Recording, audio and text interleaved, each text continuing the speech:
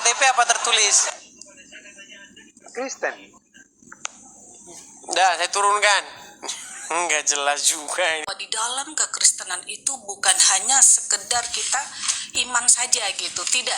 Tapi memang betul-betul di dalam kekristenan itu benar-benar agama yang bisa dibuktikan secara historis, secara sains, ya bahkan secara arkeologi itu juga benar-benar terbukti semua.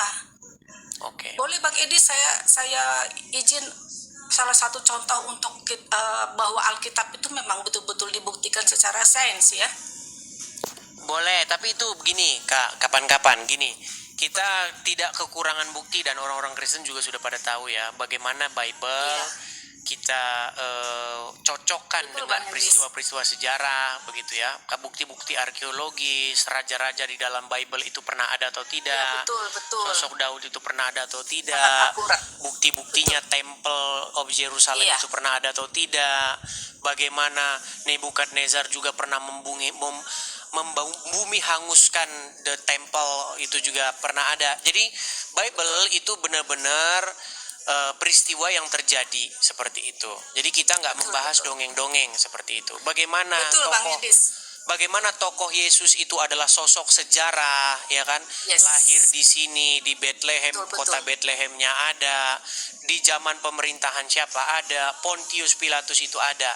Jadi berbicara Kristen, itu kita berbicara tentang sejarah, teman-teman. Sementara kalau kita bicara Islam, dari dulu saya sudah memberikan tantangan kepada orang Islam. Muhammad ketika lahir, dia lahir pada masa pemerintahan siapa? Sampai sekarang orang Islam masih sakit kepala mikirin itu. Iya, makanya sosok Muhammad itu diduga kuat adalah sosok fiksi atau sosok hayalan. Begitu, makanya umat muslim tidak bisa memberikan keterangan Muhammad tuh hidup pada masa pemerintahan siapa. Seperti ketika, kalau kita tanya, misalnya, Malin Kundang itu hidup di mana? Oke lah dijawab di Sumatera Barat. Dia hidup pada masa pemerintahan siapa? Memble itu, gak ada yang bisa jawab itu. Karena memang sosok Malin Kundang itu adalah sebuah tokoh fiksi, tokoh hayalan begitu loh. Yang diambil ibrohnya atau yang diambil hikmah seperti hikayat. Dulu kita pernah waktu zaman SD, kita baca buku cerita-cerita rakyat. Karena hampir rakyat itu punya cerita. Legenda Danau Toba begini, ada seseorang bernama ini punya mancing ikan, terus ikannya lepas, terus jadilah Danau Toba. Yang percaya cuman orang-orang yang tidak punya otak. Kan gitu. Makanya kalau ditanya itu coba itu orang yang mancing nangkap ikan itu hidup di masa pemerintahan siapa itu? Memble dia pasti nggak bisa jawab.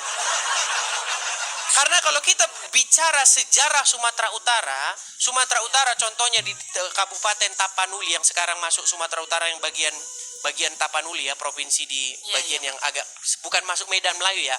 Itu masuk dalam kerajaan atau dinasti yang namanya Bakara. Itu ada pemerintahannya, itu ada raja-rajanya, nama-namanya siapa ada. Betul. Gitu loh. Jadi setiap wilayah, di setiap jengkal pemerintahan, di setiap jengkal bumi ini, itu ada pemerintahannya. Kecuali di hutan belukar sana. Kalau itu nggak ada pemerintahannya di situ. Kalau kita belajar sejarah Indonesia, kerajaan tertua yang kita temukan di Indonesia ini itu kerajaan Kutai Kartanegara, berdiri abad keempat, tahun 400, artinya 1600 tahun yang lalu. Itu raja-rajanya ada itu. Ya. Ada prasasti-prasastinya, peninggalan-peninggalannya, ya kan? Iya, betul. Kita bisa melihat. Nah, pertanyaannya, di Indonesia saja tahun 400 Masehi sudah ada pemerintahannya, sudah ada rajanya namanya Mulawarman, Raja Kutai Kartanegara.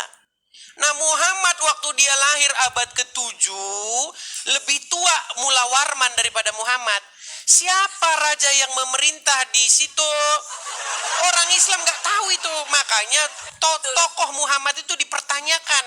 Betul. Kesejarahannya itu dipertanyakan, apakah itu sosok fiktif? Gitu loh. Seperti Dan yang itu. ini, Makanya Bang teman-teman Edi, muslim, ayo kita bicara hal-hal yang akademis. Kita jangan bicara hal-hal yang dogmatis. Nanti debat kusir kita. iya, Gitu. dan juga gini Bang Edis, kalau misalnya untuk secara sains pun ya, kalau orang teman-teman kita Muslim itu harusnya bisa mikir gitu, nggak mungkin kan kalau bentuk bumi ini datar gitu loh. Sedangkan kalau bukti-bukti saya di dalam Alkitab itu sendiri aja sudah benar-benar dibuktikan sendiri gitu loh. Jadi bukan hanya sekedar dongeng isapan jempol belaka gitu loh. Jadi bumi berbentuk bulat itu kita kan bisa dilihat ya Bang Edis di Yesaya 40 ayat 22 ya Iya. kan. Terus bumi tidak ditopang bergantung dalam Ayub, bintang-bintang tak terhitung, Kejadian 15 ayat 5, dan masih banyak bentuk Alkitab yang bisa dibuktikan secara sains. Kalau dalam agama seperti itu, Islam, gitu. bintang-bintang itu buat lempar setan. Dibilang Iya, saya katanya terus juga- bohong. Lah ya makanya terus juga gini Bang Edis, kalau di dalam kekristenan itu kan kita dilahirkan ini benar-benar mulia, berharga, kita itu sebagai biji mata Tuhan. Beda dengan yang di sebelah. Ya, justru diciptakan dari air mani yang hina gitu loh maksudnya. Aduh, kok bisa seperti itu gitu ya. Jadi teman-teman muslim ya, ayo belajar ya. Mungkin di sini ada yang bisa ada yang gara-gara Oke, itu tapi murtad. sebentar. Mohon maaf nih Kak Angel Aquila. Iya. Ini nanti kalau kita bicara nanti seolah-olah Muslim tidak dikasih naik, seolah-olah kita berani Boleh, gosip silakan ya, ya, gosip Bang. tentang Islam ya. Kita kasih kesempatan lah kepada mereka ya. Boleh. Terima Oke. kasih ya Bang Mohon Edis maaf ya. sekali ya. Iya, sama-sama. Oke, Tuhan saya berkati ya turunkan Bang. Kak Aquila. Saya turunkan. Kita Ya. dukung dalam doa. Amin. Siap. Terima kasih. Itu ya teman-teman, di sini saya kasih forum